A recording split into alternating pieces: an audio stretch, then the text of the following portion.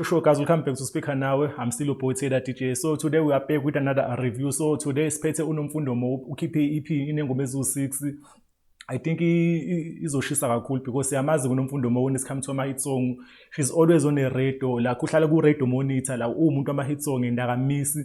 So again ubuyile there's already a hit song kule EP yakhe ephumile because ikhona ingoma lapha akayenze nama-artist amaskandi angaqonsi phansi laphana. So ikhona ingoma le ibizwa uMathandana laphana iphethe uSminoff iphethe uMenzi iphethe nanenkosi emagcokama laphana. I think enye ingoma le ezoba nkulu when it's come to because ayona uMaskandi i-Afro pop. So I think that is one of the biggest Afro pop song engisenge ngayizwa lise because ihlanganise laphana amaqhawe ngempela ayinkunzi laphana zamaskandi. But there's also another song engithandile ibizwa ixesha inalo mjida lo under umuthi record label uMakhosi laphana and iphethe uLoyisobala esamkhumbula na uyi-legend when it comes to music. But right now I think uselapha kulezi zinto zabo SABC uExeka laphana umhlobo wenene nawo Pro FM apha Eastern Cape. So I was happy ukuthi ngimbone enza music because uLoyiso kudala samgcina ukumbona. So I think uNomfundo lapho uscore enye i-achievement mhlawumbe ukusebenzisana nomuntu one experience efane yakhe. But there's also another song engizwe laphana ephethe uSanel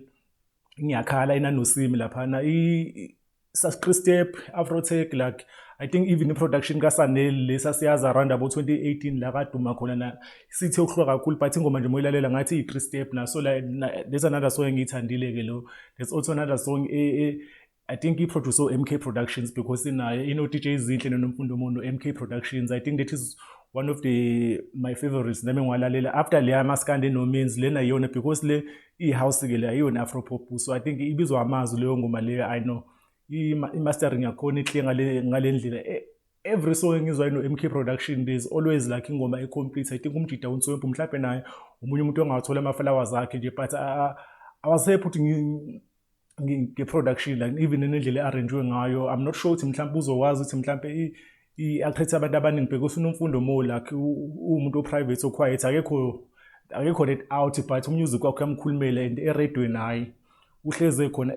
Ever since afika there's always a hit song by Nomfundo Mo. So I think naye le i-projects le yakhe ihlangene kakhulu even though I wish mhlawumbe bengaba i-album mhlawumbe mhlawumbe like 16 songs because just 6 songs I think ayikho enough because unyaka uyaphela sifuna music omusha. But nje no bangathiwa ngi-rate mina as uSpeaker Now I think engayinikeza nje a good 8 out of 10. So Nomfundo Mo hano uza kahle mancane sambona insopo kakhulu especially le ngoma le enamajida amaskandi. I think izoba big because already ngithema ngicheck ama numbers ku YouTube alone isi above 50k. So I think iyaperforma.